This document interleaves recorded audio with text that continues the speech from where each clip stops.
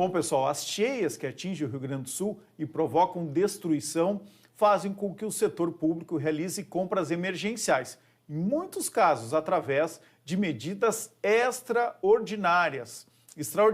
Vamos falar agora com o advogado Maurício Gazem, sócio-diretor da Licejur, empresa especializada em negócios com o setor público, para saber qual o impacto dessas situações emergenciais nas licitações. E aí, Gazem, tem, claro, uma facilidade que é pedida por todos, né? Um senso de urgência, não dá para esperar pela burocracia para atender as pessoas.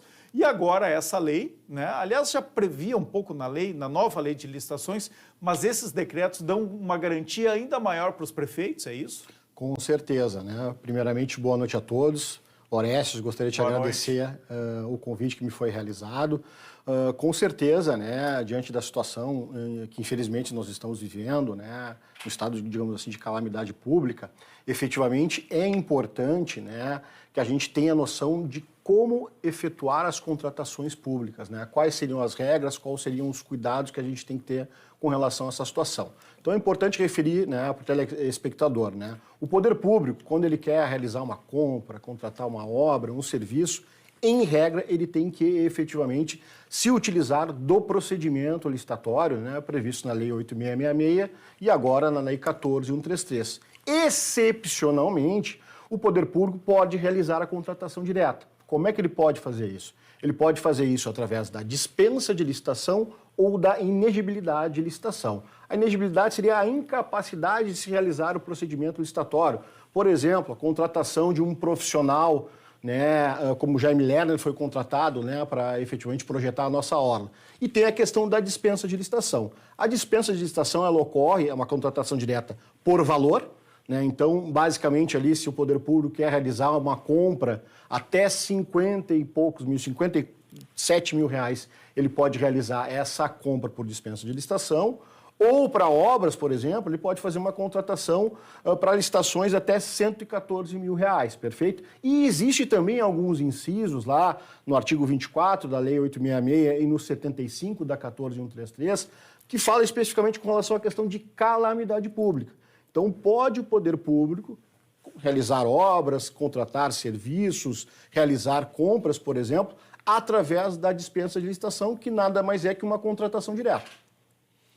Mas essas regulamentações agora, esses decretos que surgem do Senado, da Câmara dos Deputados e também dos próprios governos, eles dão uma garantia ainda maior para prefeitos e para os secretários municipais? Esses decretos, principalmente que foi agora publicado pelo Senado no dia 27, eles efetivamente flexibilizam a questão específica da Lei de Responsabilidade Fiscal.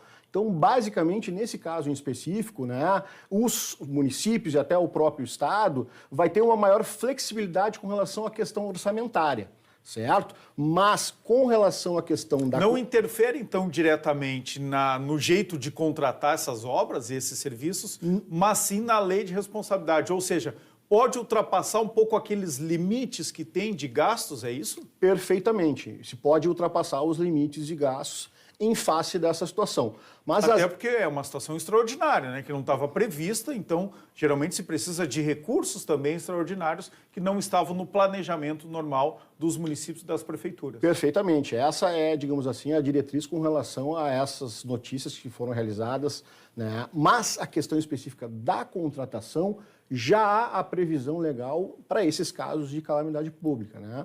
Então, o que o prefeito deve ter cuidado? A gente tem aqui uma audiência muito grande dos prefeitos da região metropolitana, dos secretários municipais, então o que eles têm que atentar para não incorrer em risco? O que é importante com relação a essa situação, né? Nós temos aí uma nova lei de licitações, que é a Lei 14133. E ela trouxe lá no artigo... Que é de que ano? Que é agora de 2021. 2021, super nova, então. Perfeito, super nova. Que inclusive aumentou esses limites, né, que antes eram muito baixos. Exatamente, os limites com relação à questão de dispensa de licitação em face de valor eram muito mais baixos e eles foram efetivamente aumentados. E se espera que agora, efetivamente, em dezembro, essa lei entre em campo, né? Que ela, de certa forma, está num período aí, digamos assim, de transição ainda, né? Se utiliza muito a 866 e muito pouco ainda a 14133. Mas o que é importante com relação a essa questão da nova lei de licitações? Ela traz lá no artigo 72 o processo de contratação direta. Isso não existia na Lei 8.666. Então, por exemplo, o que traz lá esse processo de contratação direta e o que efetivamente qualquer gestor público tem que se atentar quando for fazer uma contratação direta via dispensa de licitações. Pode fazer em qualquer situação? Pode fazer em qualquer situação, para compras, obras e serviços. Pode fazer em qualquer situação. Então, o que é importante ele se atentar lá? Realização de análise de risco, termo de referência, projeto básico, a estimativa de despesa, pareceres jurídicos e pareceres técnicos para demonstrar a necessidade, certo? A demonstração de compatibilidade da previsão de recursos, comprovação que o contratado preenche os requisitos de habilitação, razão da escolha da contratação, justificativa de preço e autorização da autoridade competente. Então, antes, a gente não tinha um regramento com relação a essa situação. Então, os gestores erravam muito na realização da contratação via dispensa de licitação, mesmo no estado de calamidade. Porque não tinha regras. E, posteriormente, vinha o Tribunal de Contas, fazia um conjunto de apontamentos, trazendo... Agora as regras são bastante claras, basta segui-las. Exatamente. Tem aquela necessidade de fazer 3 orçamentos, pelo menos? Claro, ou não? tem que fazer toda a questão específica de orçamentação. Pode fazer a contratação indireta, mas para definir um preço adequado tem que, no mínimo, fazer 3 orçamentos. Exatamente. É importante fazer toda a parte de orçamentação. Pode-se utilizar das empresas do mercado, pode-se se utilizar de referenciais existentes dentro de softwares específicos de orçamentação. O que ajuda, então, o prefeito a fazer essa contratação direta? É o tempo mesmo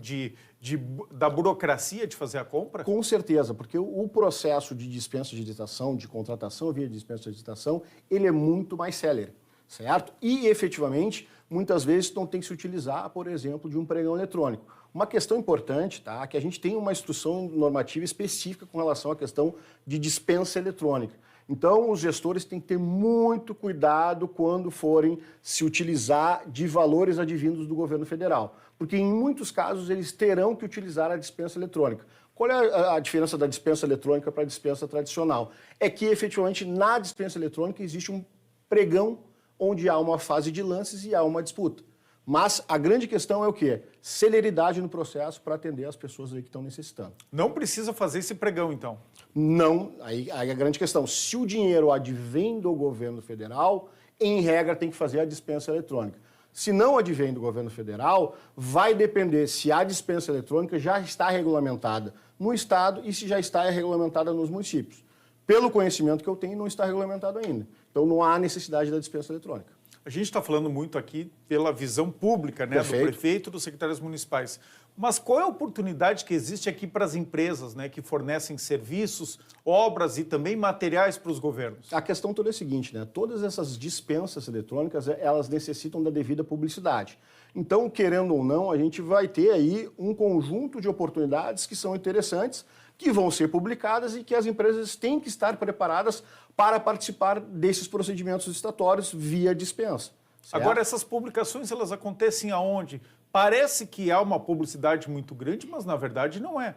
Não há. Em geral é o quê? No site das prefeituras. Isso já conta como publicidade legal? E aí, como é que as empresas vão ter acesso a isso? Elas têm que entrar no site de todas as prefeituras do Rio Grande do Sul? A grande questão, né, é que essas licitações obrigatoriamente têm que ser publicadas nos sites, nos diários oficiais, né, dos municípios, do Estado e da própria União, e efetivamente, né, tem que se fazer a captação com relação a essa situação. Né? Por exemplo, nós na Licijura, a gente tem um software próprio de captação, então a gente consegue efetivamente monitorar a publicação dessas dispensas de licitação. Mas o mais importante é que tu tem que ter uma preparação prévia para a participação nessa dispensa, porque em que pese seja uma dispensa, vai haver exigências de natureza habilitatória.